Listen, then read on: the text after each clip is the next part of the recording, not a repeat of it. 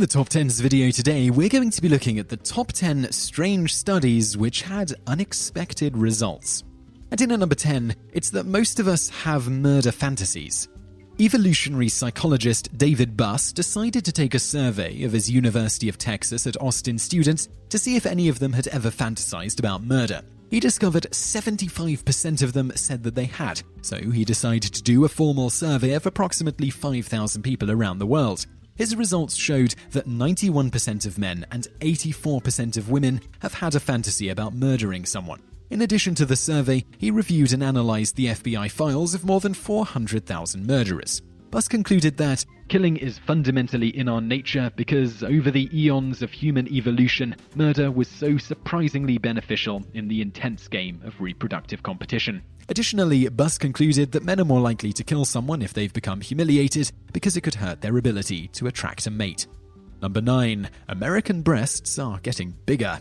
According to the lingerie retailer Intimacy, the average American bra size has jumped from a modest 34B to a voluptuous 34DD. Intimacy interviewed more than 60,000 customers and compared the results to another study done in 1992. The conclusion was that today, women are buying bigger bras than they were 20 years ago. Intimacy spokeswoman Kate Terhune told the Huffington Post that a few reasons why the average bra size has gone up is because of weight gain and the increase of women getting breast implants. However, she says that the biggest factor is that today women are more educated about how a bra should fit and to choosing the right size. It's actually gotten to the point where retailers are starting to receive complaints from customers that they aren't seeing fashionable choices in bigger sizes or bras that are big enough in general. Number 8. British teens think Sherlock Holmes was real. There's a prevailing thought that kids today don't know as many historical figures as older generations, so a group of researchers decided to put that to the test. A survey of 3,000 British youths posed questions about historical figures that adults might think were common sense. For example, 47% of the participants in the study thought that King Richard the Lionheart was fictional. Another question participants were asked was whether or not Sherlock Holmes was a real detective at some point in history. An astonishing 58% of participants said he was. Of course, Sherlock Holmes is a completely fictional character, the invention of Sir Arthur Conan Doyle. It probably shouldn't come as a surprise that the participants didn't know a whole lot else about historical figures. Researchers also asked the participants how often they read history books or if they watched historical television, and 77% of the participants said that they did not read about history, and 61% said they would immediately change the channel if a historical program came on. Number 7. Internet trolls are likely to be sadists.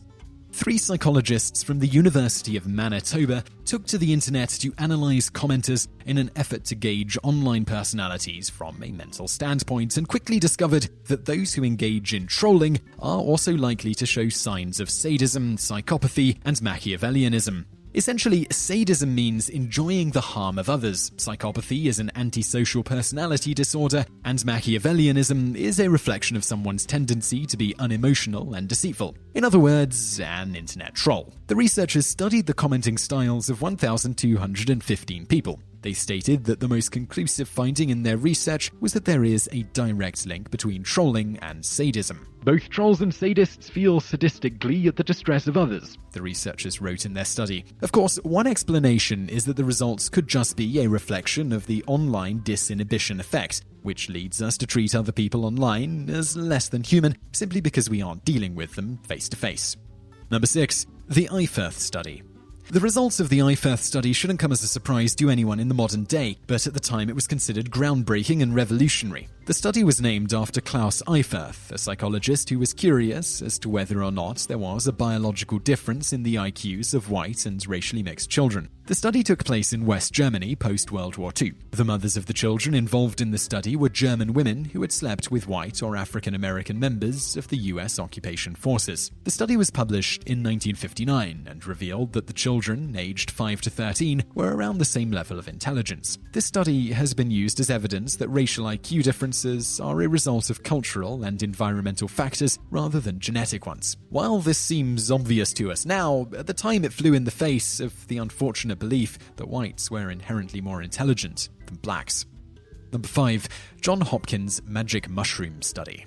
Researchers at Johns Hopkins University have been publishing some very interesting studies in recent years about the effects of psilocybin mushrooms, also known as magic mushrooms. One study was published indicating that the use of magic mushrooms is incredibly effective in getting smokers to kick the habit. Amazingly, 80% of participants were able to stop smoking after being treated with 3 heavily monitored psychedelic sessions, compared to a 35% success rate for the leading tobacco addiction treatment drugs. In addition to discovering that psilocybin has the potential to help people quit smoking, it was also discovered that it has a long-term effect on the brain that can alter a person's personality for the better. Magic mushrooms can change the chemical makeup of a user's brain to make them focus on creativity, their passion, and make them more open about their feelings and the way they perceive things. In another study published by JHU behavioral biology professor Roland Griffiths, virtually all participants who took the mushrooms emerged from the study feeling better about themselves. Their friends, family, and colleagues said that the psilocybin experience made the participants happier, calmer,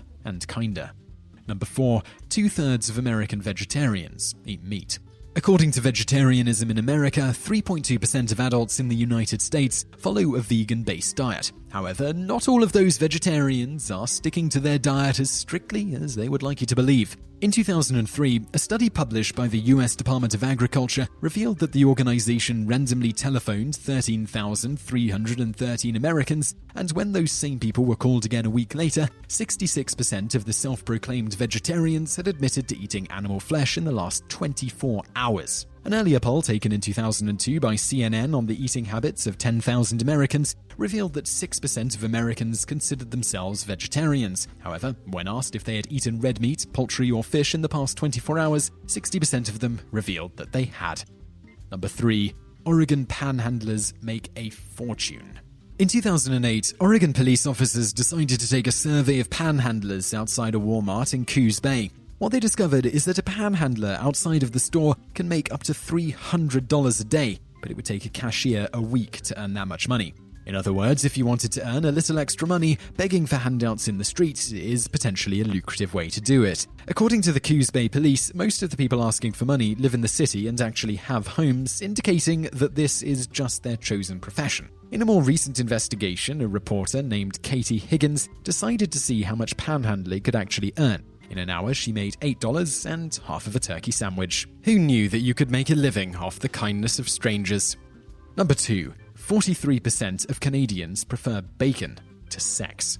When you think of Canada, bacon is typically one of the first things that springs to mind. According to science, that stereotype is actually well-founded. A study conducted in 2010 by Maple Leaf Foods, Inc. revealed that 43% of Canadians would choose bacon over sex if it ever came down to it. When men were asked to rank a series of aromas in order of preference, 23% of men ranked the smell of bacon first.